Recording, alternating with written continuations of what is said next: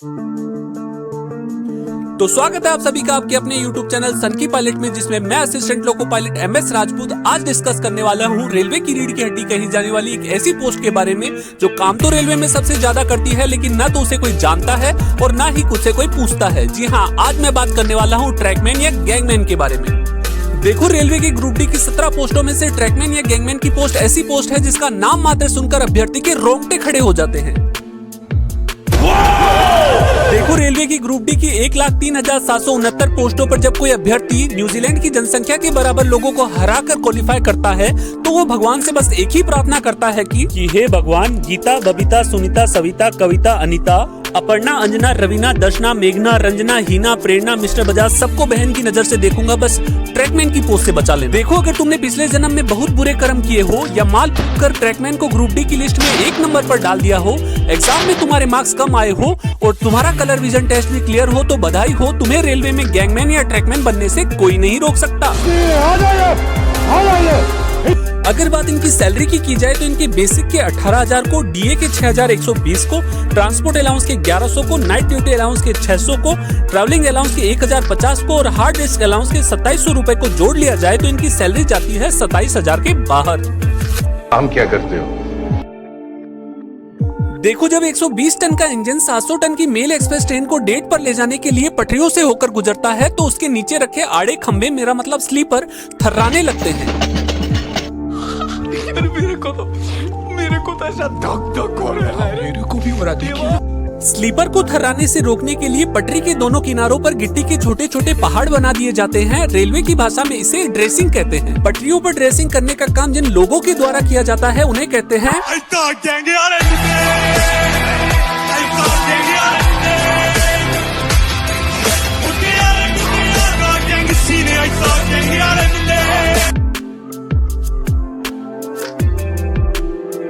देखो, जब 120 टन के 2 डीजल इंजन 5,000 टन की मालगाड़ी को लेकर पटरियों पर सैर पर निकलते हैं तो पटरियों पर रखे आड़े खंबे, मेरा मतलब स्लीपर, डर के मारे अपनी जान बचाकर भागने की कोशिश करते हैं। इनको भागने से रोकने के लिए पटरियों के दोनों किनारों पर गिट्टी डालकर उन्हें भालों से कूटा जाता है। रेलवे की भाषा में इसे पैकिंग कहते हैं और जिन लोगों के द्वारा ये शुभ काम किया जाता है उन्हें कहते हैं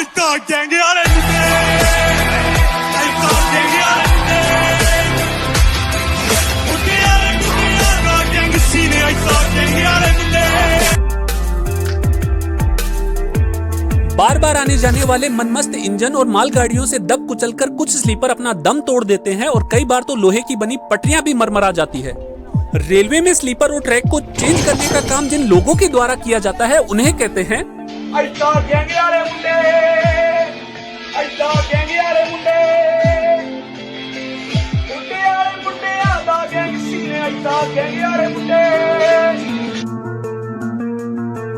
अगर लड़कियां गैंगमैन या ट्रैकमैन की पोस्ट को ये सोचकर ज्वाइन करती है कि उन्हें ऑफिस का कोई सेफ कोना मिल जाएगा तो मेरी बहनों भूल जाओ। पटरियों के किनारे किनारे उगी छोटी छोटी झाड़ियां कब बड़ी होकर जंगल बन जाती है इसका पता भी नहीं चलता है। तो इन छोटी छोटी झाड़ियों को काटने का काम करेगा कौन? मैं नहीं तो कौन बे?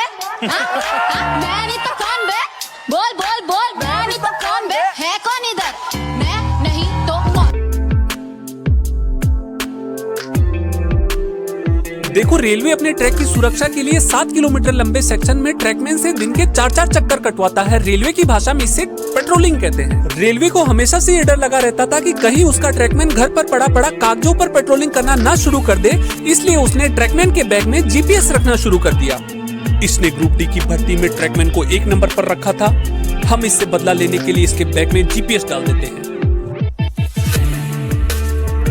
देखो, जब सर्दियों में तापमान 4-5 डिग्री सेल्सियस के नीचे चला जाता है तो रेलवे के ट्रैक रणवीर कपूर बनकर सिकुड़ने लगते हैं। ट्रैक के सिकुड़ने से 2 पटरियों के बीच का गैप बढ़ जाता है जिससे कोई बड़ी दुर्घटना हो सकती है। ऐसी बड़ी दुर्घटना को रोकने के लिए ये बेचारे ट्रैकमैन रात को 3-3 बजे अपनी रजाई और लुगाई को छोड़कर सुनसान पटरियों पर गेड़ियां मारते हैं।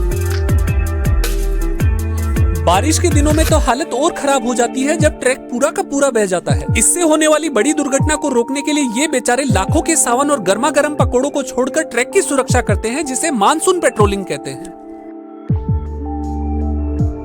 गर्मियों में जब पारा 40 डिग्री के बाहर जाता है तो धातु की बनी पटरियां अंगड़ाइयां लेने लगती है, मेरा मतलब फैलने लगती है। रेलवे की भाषा में इस समस्या को बकलिंग कहते हैं। जब ट्रैकमैन को पेट्रोलिंग के दौरान ये पता चलता है कि बकलिंग हो चुकी है तो बड़ी दुर्घटना को रोकने के लिए वह पटरियों पर पटाखे लगाता है ताकि सामने से आने वाली गाड़ी को रोका जा सके। उसके बाद ट्रैकमैन एसएससी को फोन करके अपनी पूरी गैंग को बुला लेता है। उसके बाद पटरियों की जिस्मों में लगी आग को बुझाने के लिए उसकी आधी गैंग पटरियों को पत्तों से ढक देती है और बाकी की आधी गैंग पटरियों पर पानी डालने का काम करती है। ट्रैकमैन को रेलवे का बेयर ग्रिल्स भी कहा जाता है क्योंकि पेट्रोलिंग के दौरान उन्हें कभी जिंदा कछुए मिलते हैं तो कभी रेस लगाते अधकटे खरगोश, कभी ट्रेन की चपेट में आई जिंदा चिड़िया मिल जाती है और कभी घर से झगड़ा करके सुसाइड करने आए जिंदा काले सांप। और चुनाव के दिनों में तो नेताजी भी मेरा मतलब रंग बदलने वाले गिरगिट भी पटरियों पर देखे जा सकते हैं। पानी की कमी होने पर ये बेचारे पहाड़ों से निकलने वाले छोटे छोटे झरनों पर पत्ते लगाकर अपने पानी की बोतलें भरते हैं।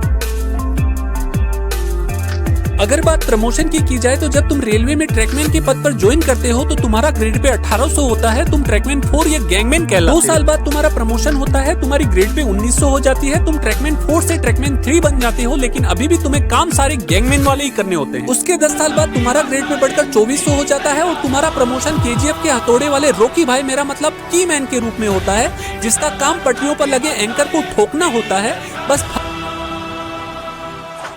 बस फर्क इतना होता है कि गाना बदल जाता है। जिंदगी की तलाश में हम। कीमैन रॉकी भाई की तरह ट्रैक पर अकेला काम करता है।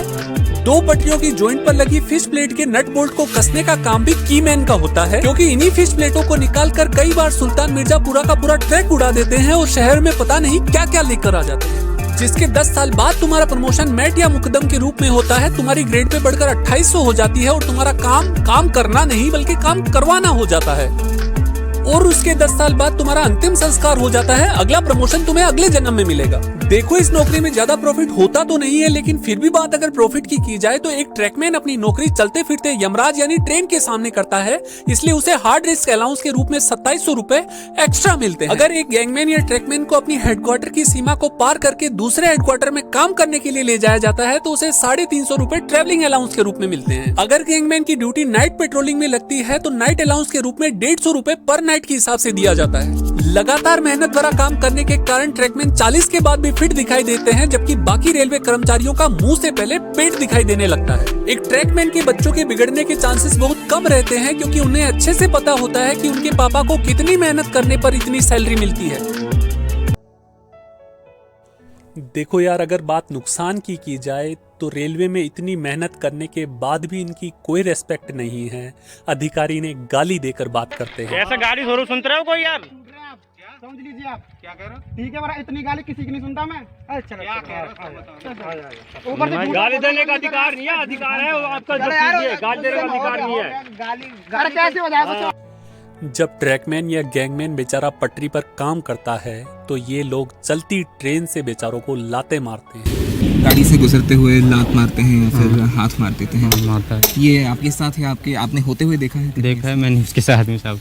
क्या हुआ था? ओल में पाँव लगा दिया, चक्कर आ गया था, ऐसे हो गया ऐसा लोट। लड़कियों की हालत तो इस जॉब में और भी खराब होती है। ना तो इनके लिए कोई वॉशरूम की सुविधा होती है और आते जाते छपरी लोंडे इन्हें छेड़ते हैं, इन पर कमेंट पास करते हैं, वो अलग से। बहुत प्रॉब्लम है, वॉशरूम नहीं है, पानी की सुविधा नहीं है और बहुत तेज़ धूप रहती है और मतलब आते जाते लोग कमेंट्स करते रहते हैं। मतलब काफ़ी सारी प्रॉब्लम हमें फेस करनी पड़ती है। एक ट्रैकमैन या गैंगमैन के 3 दुश्मन होते हैं।